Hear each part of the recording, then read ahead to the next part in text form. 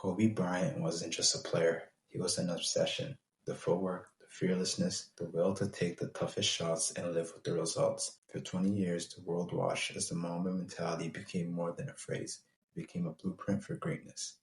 And even after Kobe's final game, even after his passing, his influence hasn't disappeared. It's alive, it's visible, in every jab step, every spin move, every fadeaway jumper from a new generation of stars. Some players watched Kobe from afar, others trained with him, studied him, called him a mentor, but all of them in different ways are carrying his game into the future. These are the carbon copies of Kobe Bryant, not clones, but people who appreciate him. Each one has a reflection of the Mamba, each one chasing the same standard of greatness. Some players watch Kobe Bryant from afar. Kyrie Irving learned from him up close. Their connection wasn't just about basketball moves, it was about mindset, trust, and a shared obsession with being great. Kyrie has said it himself, he walks with me in spirit every day. The bond began before Kyrie Irving had even established himself in the league. At a USA basketball camp, a young Kyrie famously challenged Kobe to a game of one-on-one for $50,000. The trash talk was pure Kyrie. The response was pure Kobe. They battled in practice, trading buckets and smiles, planting the seeds for a mentorship that will last until Kobe's final days. Kyrie has described Kobe as a teacher who appeared at exactly the right time. I had that type of mentorship relationship with him, where I was able to ask him almost anything. No matter how nervous or how fearful I was, he was just easy to approach. When you watch Kyrie's game, you can see the Mamba blueprint. Kobe's influence is in his footwork. Kyrie doesn't just dribble past defenders, he sets them up with jab steps, reverse pivots, and subtle shoulder fakes, the same way Kobe used to create space. His mid-range package is pure Kobe Bryant.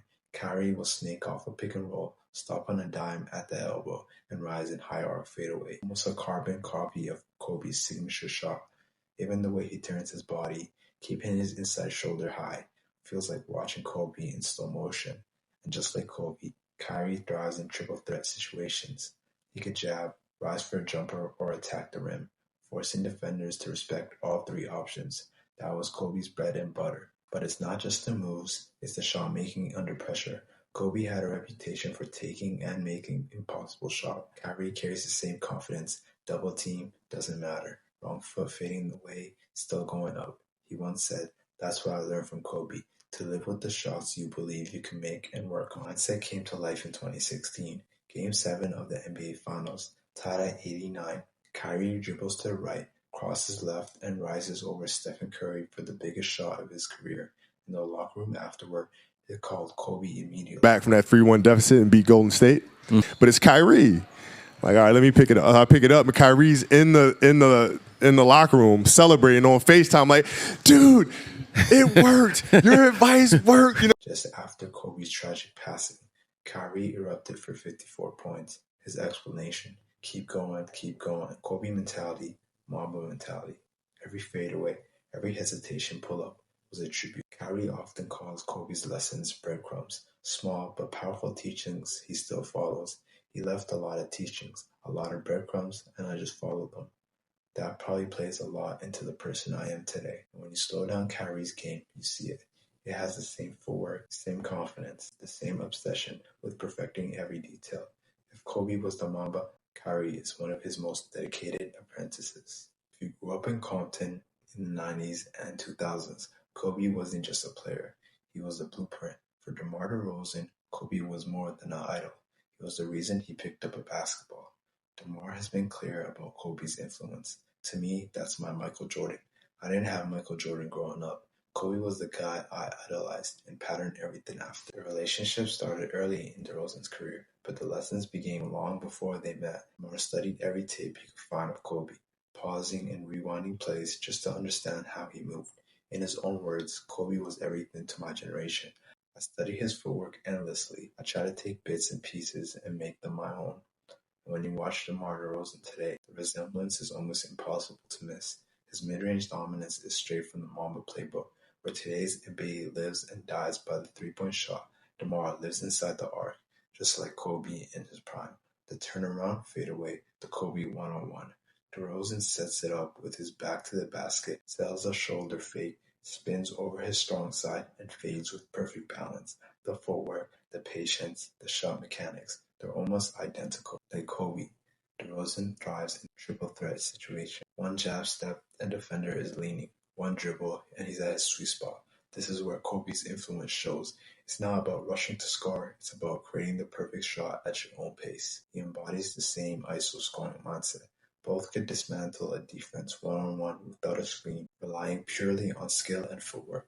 When Kobe passed in 2020, DeRozan was one of the many who spoke from the heart. Everything I learned came from Kobe.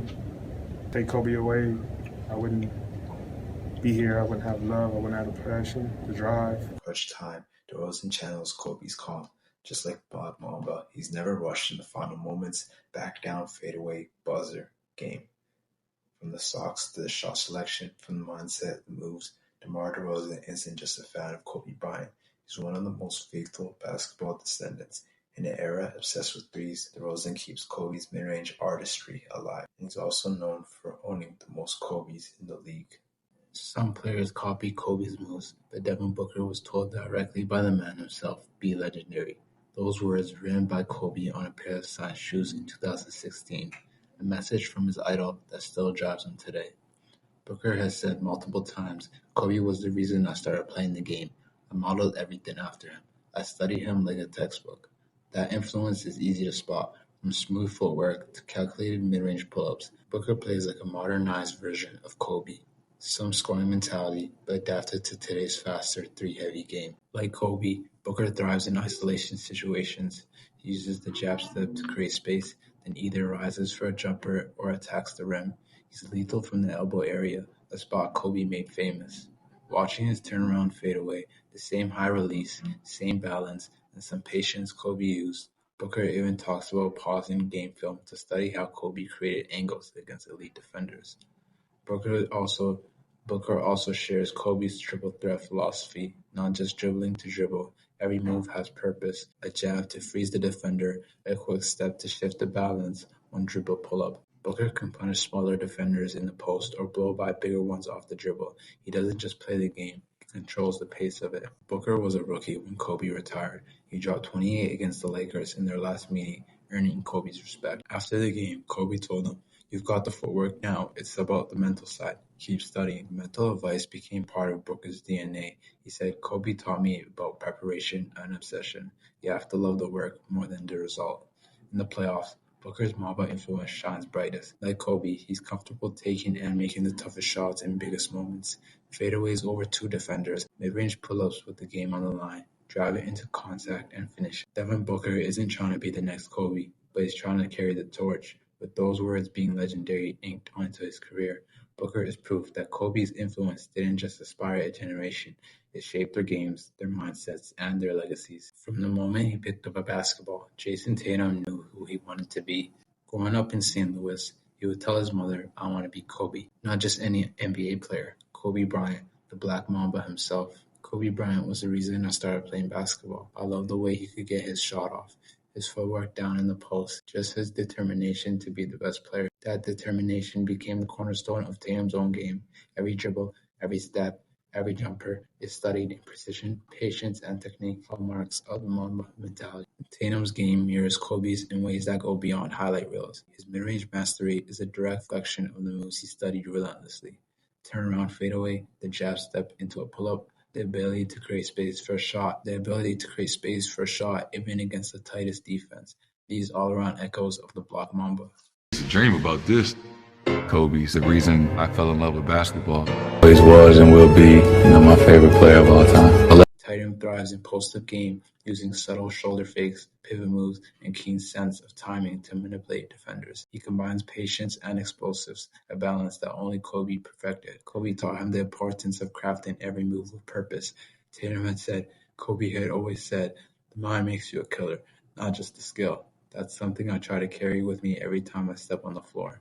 Watching Kobe, I learned it's not about the flash or the hype. It's about reading the defender, making them react, then taking the shot you practice 1,000 times in the gym. Their bond deepened when Tatum had the rare chance to train with Kobe in person. Those sessions weren't just about drills. They were about the mindset, preparation, and obsession. Meeting Kobe, it was one of the greatest feelings ever. Everything he said stuck with me. About footwork, about competing, but how to approach the game. High pressure situations, Tatum channels the same mamba mentality that defined Kobe's career. He's calm under duress, confident in his ability to make the tough shot, and unafraid to carry his team when it matters most. To honor Kobe's legacy, Tatum wore his number 10 jersey while representing Team USA in the Olympics, saying, "Nothing short of an honor. I want to carry his legacy, not just with my game, but how I approach the sport." The influence is clear. Watch Tatum on the court, the footwork, patience, mid-range, dominance, the post-up craft, the mental toughness. Every fadeaway and pull-up echoes Kobe Bryant's approach, but Tatum has made his own, a modern evolution of the Mamba mentality. Jayson Tatum is more than a fan or a student of Kobe Bryant. He's a true testament to the Mamba's legacy. Kawhi, just like Kobe, thrives in the mid-range. His ability to back down defenders, spin, and rise up for fadeaways is textbook Mamba. The quiet patience, the ability to dissect defenses one dribble at a time, a mirror image of Kobe. Kobe told me, work on your footwork, work on your balance, and the rest will come. And just like Kobe, Kawhi delivers when it matters most. His legendary buzzer beater against Philadelphia in 2019 was pure Mamba, contested, clutch, and unforgettable. But Kobe wasn't just about offense. He was one of the greatest defenders ever. And Kawhi carries that legacy too. Named the Claw, his hands, instincts, and defensive dominance make him one of the best two-way players since Kobe himself. He set the standard for how hard you have to work. Watching him gave me the mindset that if you want to be great, there's no shortcuts. Kawhi Leonard is not vocal as Kobe Bryant is, but in his game, mid-range mastery, defensive intensity, ice-cold mentality, Kobe's influence is live every time he steps on the floor. Kobe Bryant was more than a basketball player. He was a symbol of obsession, sacrifice, and what it meant to demand greatness from yourself every single day. He taught us that failure isn't the end, it's the beginning, that every setback is just another step forward, and that greatness doesn't come from talent alone, but the willingness to suffer for it. When Kobe left the game, he didn't leave us empty. He left behind lessons, mentality, a fire that still burns in anyone willing to carry it. Mamba may be gone, but Mamba mentality never dies.